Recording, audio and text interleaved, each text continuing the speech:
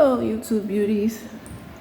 I didn't think I was gonna do a video this soon, but I just had to talk about it. It needs to be talked about, and I hope this goes viral. I might put this on my Instagram. But the question I have for people today is, are people dumb? Like, seriously, even when you have conversations with people, a lot of people, it's just not there with them, especially on social media. A lot of people don't read. A lot of people, they don't have emotional intelligence. You tell them something happened and it's like, it's not that they don't care, but they don't understand. So shout out to the girl, House of Hayes. She has a channel, House of Hayes. She spoke about how unprofessional this stylist was, which they were very unprofessional. What made me actually want to watch the video is the comments, because everybody was attacking this girl. And I was like, you know what? People are dumb. So let me watch the video. And sure enough, nobody was listening to what the fuck she was saying. It was so irritating. Like, I defended her in the comments. Like, I literally, like 3 or 4 different people, I'm like, did you not hear her? It's so frustrating. Like, this girl, my thing is, if you're not gonna listen, don't comment. Like, that's so annoying. I'm so annoyed for her. But she's a good sport, and she responded like, well, at least you were entertained and you viewed it, so, you know. But basically, she got a stylist off of Instagram, which for me personally, I wouldn't do that. I'm old school, I'm 34, but I'm not gonna go off of somebody's Instagram. If anything, I don't even go off other people's opinion, because my cousin's hairstylist, she actually does hair very well, but she's very slow. And my cousin didn't tell me.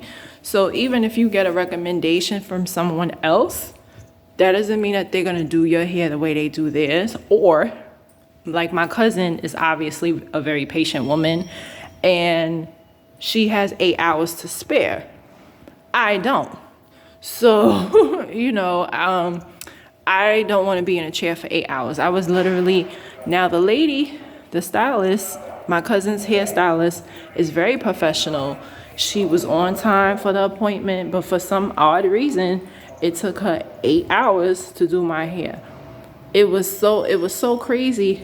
I stopped and I'm like, you know, because with this particular stylist, she didn't eat. She didn't drink, because some of y'all might be like, well, damn, was she on the phone? No, she wasn't on the phone. She didn't even stop to eat. I said, well, I have to eat something, because I sit in this chair 8 hours. So, you know, I would never go back to her again, because she's just way too slow, right? So sometimes you can't even go off of somebody else's recommendation, because they're not going to tell you everything about that stylist. And a lot of black women, their standards are very low when it comes to business. Mine is very high. This is New York City. I could go anywhere, right? Currently, I go to a Muslim girl, very professional. She's good. And it took me a while to find her. Where I used to go to get my braids pre-pandemic, they were good. I went to them for years, but the pandemic shut them down. So it took me a while to find the stylist I have now. So when I want to get braids done, I go to a Muslim girl now. So with this girl, House of Hayes, she was talking about how she found a girl off Instagram and had to do a deposit. Now, I notice in certain states is like you can't get out of it. That's the only way they can get their hair done. But here in New York City, I don't do that. Some people do the deposit thing. But for me personally, if I have to do a deposit, I'm not booking with you, because anything could happen. Anything could happen. I could be late, or if I can't make it, then that's my money, right? Or something could happen to you, and that's my money. Either way, I just don't like the idea of deposit. So she gave a $25 deposit, and this lady refused to give her address. It was so crazy. So she gave the confirmation the day before, and she never gave her the address. 1 hour and a half before appointment, she's like, hey, where's the address? So she's like, I can't believe you're being this unprofessional. Like, she's frustrated, as she should. Like, I don't think people understand time management. Like, for me personally, I can't function last minute like that. Like, my brain, I was telling my son that a few weeks ago. I can't, like, literally. Now, if it's an emergency, sometimes other people have to think on their feet for me. I get flabbergasted. I get anxious. Like, I don't have that skill to just, you know what I'm saying? I do things in order and in decency. I put notes in my calendar. That's how I am. That's how I've always been. So if I didn't get that address the night before, I would have canceled, because I can't do the last minute morning thing. I'm not doing that. If I don't know where I'm going the night before, I'm not doing it. You know what I'm saying? So now in some instances, I've gone out last minute, like when it comes to like hanging out with friends or something like that. It happens. You know, like yesterday when I went out for Memorial Day with a friend, she told me the address last minute or whatever. It was fine, you know. But when it comes to like getting hair done, getting a service done, no, I need to know the day before where I'm going. So for me, I'm not, and that's very weird. Like, why would you not put the address out there? Unless if you doing hair from home, you know, you don't want everybody to know your address, understandable. But if it's like a shop, put your address out there. Why does nobody should ever have to ask you where you do hair at? Strike one.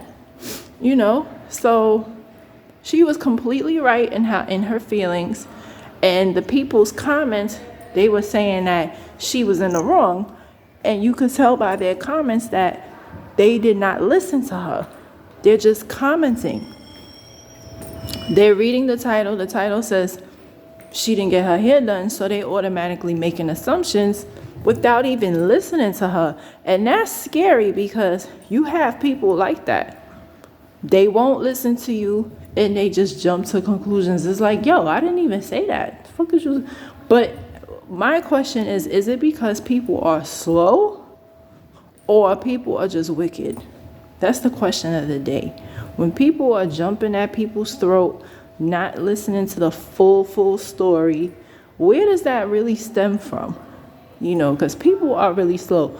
Now, certain instances, certain things, certain topics, yes, because you might be going by a person's body. Just like, for example, Michelle Obama and what she said. She said she didn't like Obama for 10 years. How the hell you don't like your husband for 10 years? And then, like, her whole body language towards him, from what I noticed, makes me draw to the assumption that she probably never liked him throughout the whole marriage. Because 10 years is a pretty long time, right? So it's fair to say she just don't like her brother, right? And then there's snippets. There's not like the whole, they don't have like the whole interview available. So certain things, yes, at times you might draw to a conclusion or make an assumption.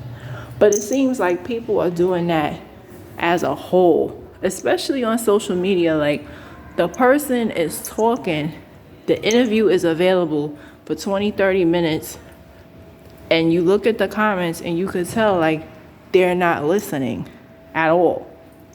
So it's like, what the hell is wrong with people? And those are my thoughts.